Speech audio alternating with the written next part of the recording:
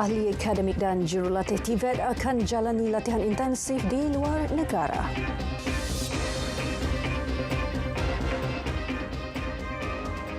Berita tengah hari 26 Oktober, saya Hazel Desmond.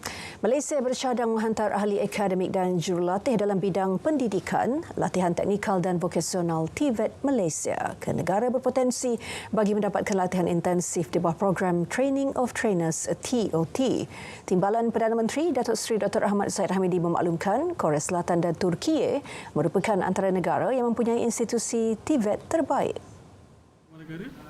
Sekarang ini memang kita ada hantar, umpamanya di Germany dan juga di Jepun. Ya.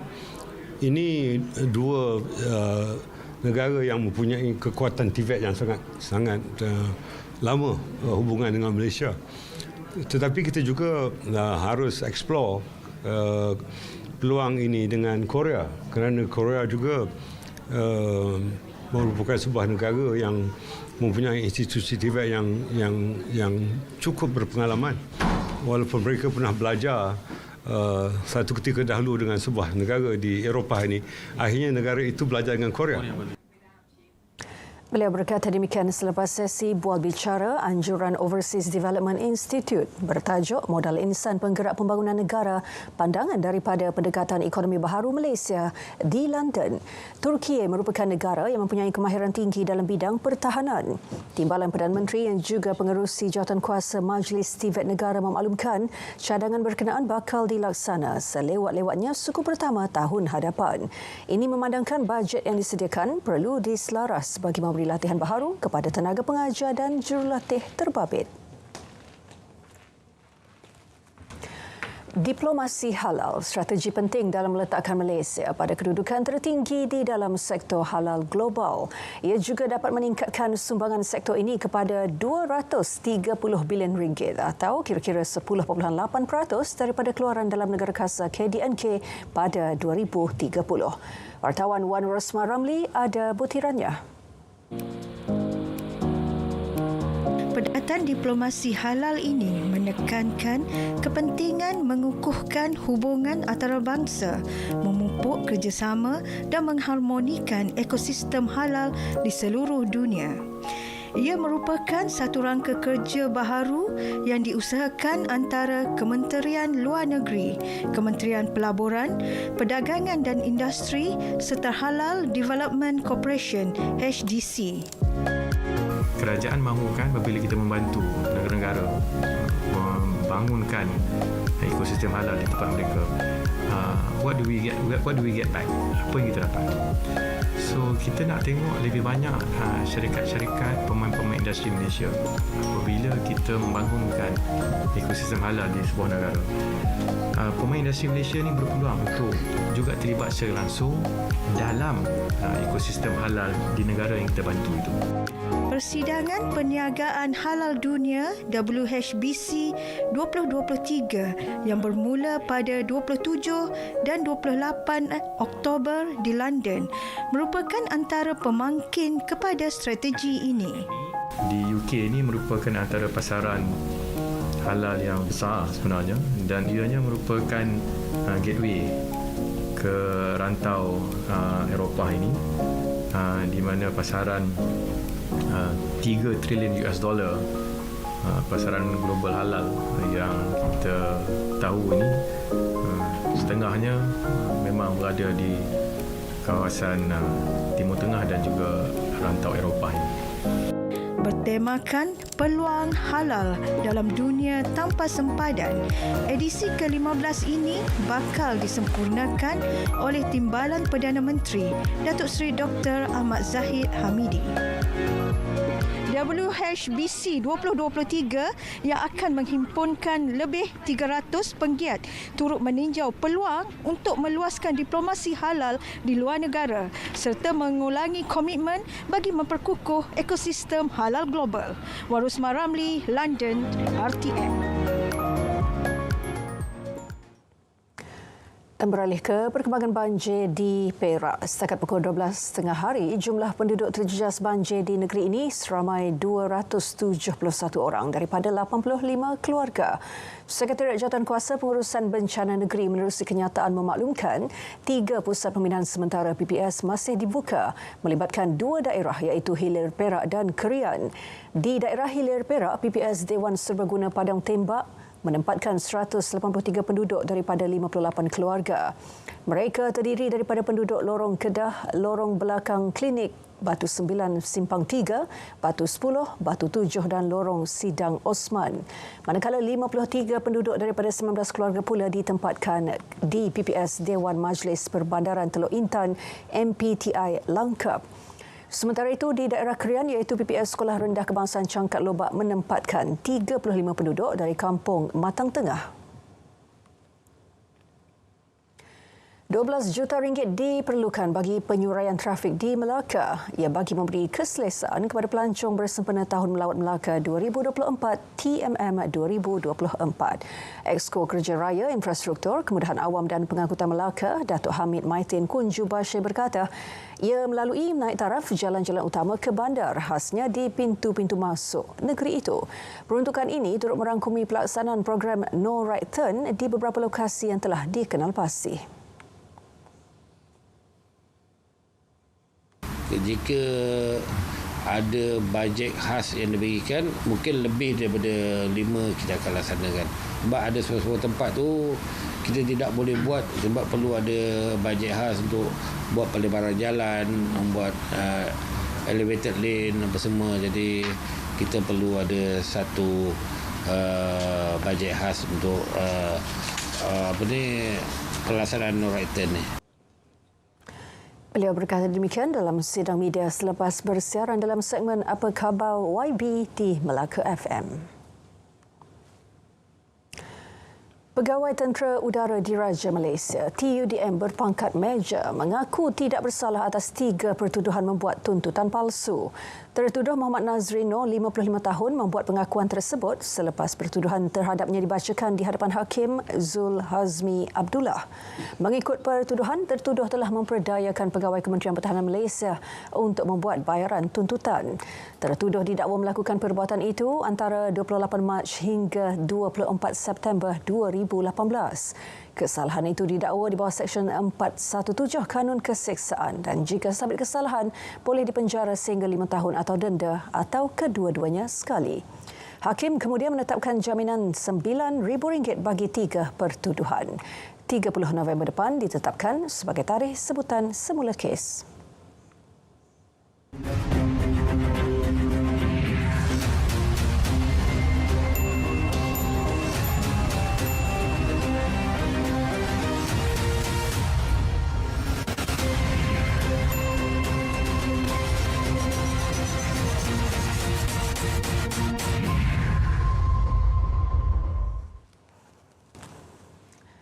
Langkah kerajaan membantu pekebun kecil getah serta usaha berterusan Malaysia membela Palestin jadi tumpuan Dewan Rakyat hari ini. Perinciannya terus sahaja bersama Syamimi Saripan di Parlimen.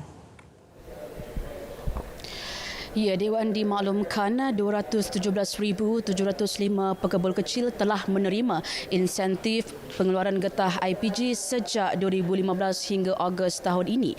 Ia melibatkan pembayaran berjumlah RM474.5 juta.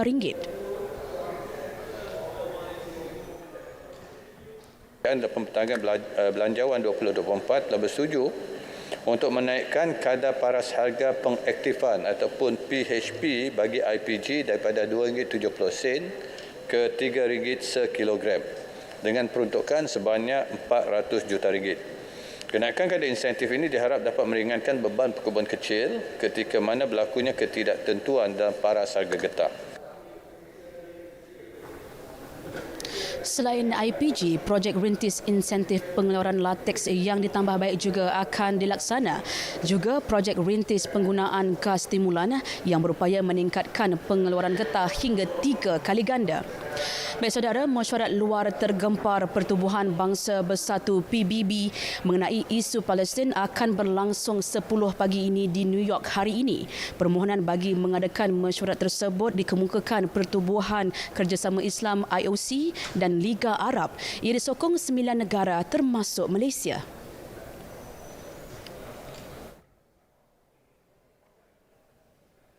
PBB telah meluluskan permohonan OIC dan Liga Arab dengan disokong oleh Malaysia, Brunei, Bangladesh, Kemboja, Indonesia, Laos, Maldives, Timor-Leste dan Vietnam atau Timor-Leste.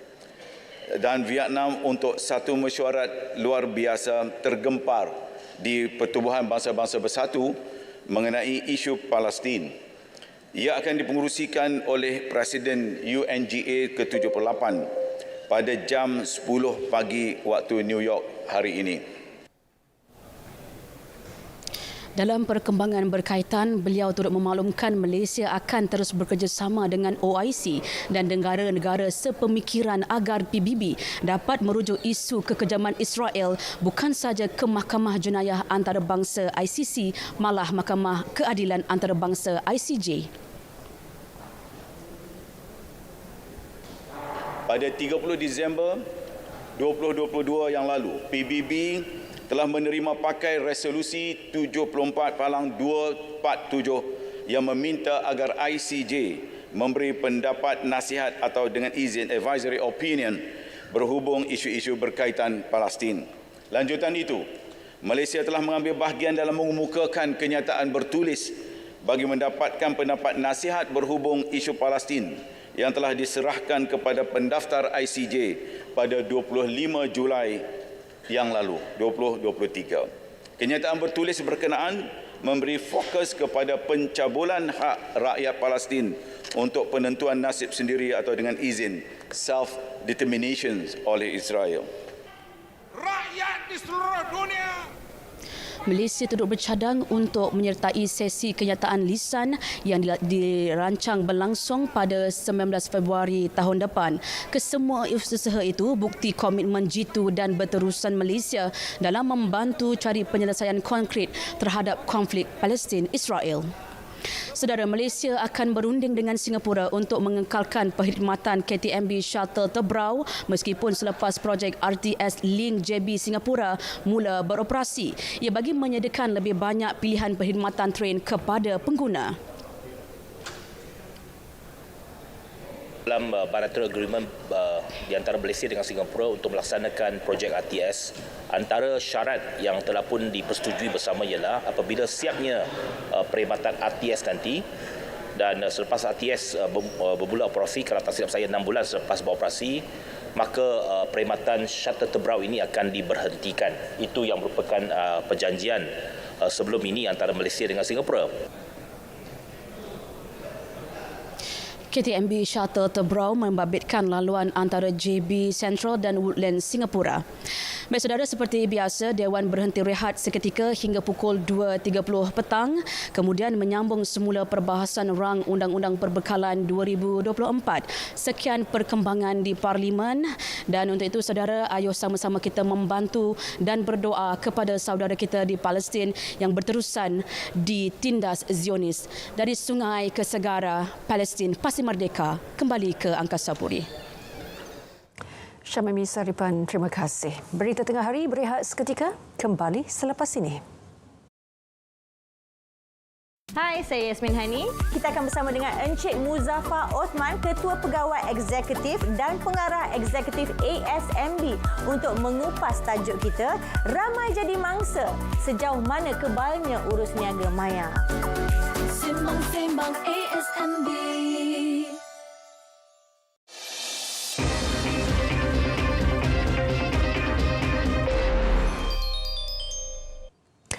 Majlis Minyak Sawit Malaysia MPOC berjaya meraih potensi jualan berjumlah 182 juta ringgit. Ini melalui kunjungan melibatkan beberapa syarikat minyak dan lelemak dari Afrika baru ini. Melalui kenyataan, MPOC memaklumkan berdasarkan 112 sesi mesyuarat dengan delegasi dari 7 negara berbeza Afrika, pembeli berminat mendapatkan produk sawit. Ini termasuk minyak sawit mentah, minyak masak, lelemak, lemak khusus dan lilin sawit. Pembeli Afrika berminat untuk mendapatkan produk secara pukal dan pak. Wilayah Afrika Sub-Sahara sangat bergantung pada minyak sawit sebagai bahan mentah utama untuk industri minyak makan, menyumbang 66% daripada jumlah penggunaan minyak dan lemak pada 2022. Dan ini membuka peluang besar untuk ekspor Malaysia. Malaysia Airport Holdings Berhad MAHB dan anak syarikat milik penuhnya MAHB Mauritius Private Limited dalam proses menjual keseluruhan 11% kepentingan dalam GMR Hyderabad International Airport Limited. Jualan kepada syarikat induk yang menguruskan lapangan terbang antarabangsa Hyderabad di India itu mencecah nilai $100 juta Amerika Syarikat. Melalui kenyataan, MAHB memaklumkan penjualan itu adalah sebahagian daripada usahanya bagi memperkemas portfolio pelaburan di luar negara. Selain itu mewujudkan nilai daripada aset bukan trust seiring dengan strategi pertumbuhan perniagaan antarabangsa kumpulan. Hasil daripada penjualan itu akan disalurkan terus bagi tujuan korporat dan perbelanjaan modal aset. Pada 2009, kumpulan pengendali lapangan terbang itu membeli kepentingan tersebut pada harga $10 juta Amerika Syarikat daripada GMR Group. Sejak pengambil alihan itu, kumpulan MAHB telah mengekalkan kepentingan minoriti pasif dalam usaha tersebut. Pelonggaran syarat program Malaysia Rumah Keduaku berupaya merancakkan pembelian hartanah bernilai tinggi oleh warga asing. Pengarah urusan kumpulan merangkap Ketua Pegawai Eksekutif Glomek Berhad, Datuk Seri Fatih Iskandar Muhammad Mansur berkata, inisiatif Dewan Belanjawan 2024 itu akan kembali menjadikan Malaysia sebagai pasaran hartanah kompetitif seiring negara serantau. We hope a lot more foreigners will look at owning properties in Malaysia. Of course, this is properties above $1 million. We are not competing with the general public of Malaysia. So we hope that with the relaxation of the guidelines, of course, we haven't seen the details yet. We'd like to see the details, but hopefully if we were to go back to before 2018 or 2018, you can see that you will attract a lot more foreign purchasers, not only individuals but also companies. Kelonggaran syarat ketat MM2H dijangka dapat meningkatkan aktiviti pelaburan dalam pasaran kewangan Malaysia dan industri hartanah negara. Sementara itu, pihaknya berharap kerajaan mempertimbangkan untuk memperkenalkan semula kempen pemilikan rumah HOC dan skim My Home. Kedua-dua inisiatif itu bukan sahaja membantu rakyat memiliki rumah, bahkan turut memanfaatkan pemaju. Beliau berkata demikian pada sidang media mesyuarat agung tahunan ke-39 Glomek. Dagangan Bursa Malaysia dibuka bercampur-campur pagi ini apabila pelabur mengambil petunjuk daripada sesi dagangan semalaman yang tidak menentu di Wall Street. Indeks FBMK-LCI turun 1.43 mata kepada 1,441.08 mata setakat pukul 12.15 tengah hari tadi. CSH Alliance muncul antara kaunter saham paling aktif, naik setengah sen kepada 6.5 sen. Metabrite Group juga meningkat setengah sen kepada 26 sen disusuli KNM yang mencatat peningkatan setengah sen kepada 10.5 sen. Dan beralih ke kaunter saham paling untung, KESM Industries naik 25 sen kepada RM7.15.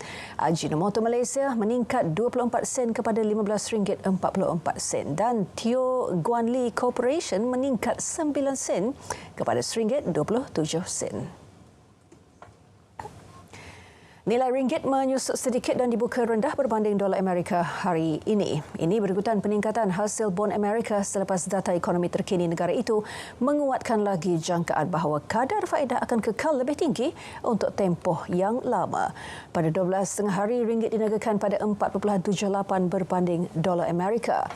Berbanding dolar Singapura, ringgit disebut pada 3.48 dan berada pada 3.18 berbanding yen. Ringgit diniagakan pada 5.78 berbanding pound sterling dan disebut pada 5.04 berbanding euro.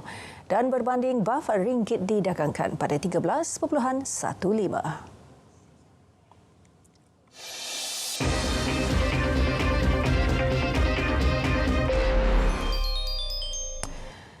Lagi kekejaman penjajah Israel. 3 ahli keluarga wartawan Al Jazeera, Wael Daudoh, dibunuh dalam serangan udara rejim Zionis di penempatan pelarian Nusairat Gaza. Mereka yang terbunuh merupakan isteri serta kedua-dua anak lelaki dan perempuan. Pembunuhan itu merupakan sebahagian daripada perancangan penjajah Israel yang menyasarkan wartawan dan media yang membuat liputan kekejaman Zionis. Meskipun berdepan ancaman pembunuhan ahli keluarganya, Wael enggan meninggalkan wilayah berkenaan demi mendedahkan keganasan Israel kepada dunia sejak belasan tahun. Kesemua ahli keluarga Wael terpaksa berpindah ke kem pelarian berkenaan bagi mendapatkan perlindungan berikutan serangan udara tanpa henti Zionis. Hamas bukan pengganas, sebaliknya berjuang membebaskan tanah air daripada penjajahan Israel. Presiden Turki Recep Tayyip Erdogan mengecam tindakan Israel yang mengambil kesempatan niat baik Istanbul. Beliau turut berikrar untuk tidak akan berkunjung ke Tel Aviv seperti dirancang sebelum ini. Hubungan Turki-Israel terputus pada 2010 selepas rejim Zionis menyerang kapal bantuan Turki ke Palestin sehingga mengorbankan 10 orang awam. Namun pertemuan Erdogan bersama Benjamin pada persidangan PBB baru-baru ini menunjukkan hubungan diplomatik kedua-dua pihak bertambah baik dengan lantikan duta Israel ke Turki. Erdogan sebelum ini menyatakan sokongan terhadap penyelesaian dua pihak bagi menghentikan konflik Palestin-Israel sejak sekian lama. Sekurang-kurangnya 22 orang terbunuh dan antara 50 hingga 60 orang lagi cedera dalam kejadian tembakan rambang di Lewiston, Maine, Amerika Syarikat. Pihak polis melaporkan terdapat penembak yang masih aktif berkeliaran. Pejabat Syarif Daerah memuat naik 2 gambar suspek di Facebook. Syarif meminta orang ramai membantu untuk mengenal pasti suspek tersebut. Suspek merupakan seorang lelaki berjanggut memakai baju berlengan panjang dan seluar jin, memegang selaras rifle dan kedudukan menembak. Pusat Perubatan Maine di Lewiston memaklumkan mereka bertindak balas kepada mangsa tembakan rambang besar-besaran. Lewiston terletak lebih kurang 56 km di utara Portland.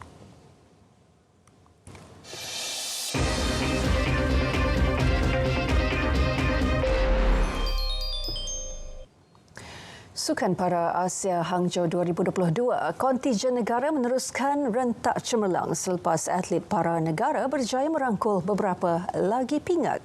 Lagu Negaraku terlebih dahulu berkumandang di Gimnasium Xiaoshan menerusi kejayaan jaguh powerlifting negara Boni Bunyau Gustin menghadiahkan pingat emas ke-5 negara. Atlet kelahiran Sarawak itu melakukan angkatan seberat 230 kg dalam saingan 72 kg sekaligus memperbaharui rekod tamasya. Rekod sebelum ini dipegang atlet Iran Rohallah Rostami dengan angkatan seberat 229 kg. Atlet saingan 400 meter T20 lelaki Muhammad Amar Aiman Nur Azmi menampilkan larian memukau di Stadium Pusat Sukan Huang Long untuk menghadiahkan emas ke-6 negara. Tambah cemerlang, catatan masa 47.60 saat di lakar beliau memperbaharui rekod tamasya dan memecah rekod Asia 47.80 saat yang sebelum ini dipegang atlet Iran Milan Ramazani. Dan kecemerlangan dua wakil lelaki itu diteruskan atlet bauka wanita Nur Azgu Zaimi Mat Salim menerusi acara individu wanita BC4. Azgu Zaimi mengatasi atlet dari China Zi Meilin dengan keputusan 3-2 sekaligus mengesahkan emas ke-7 Malaysia.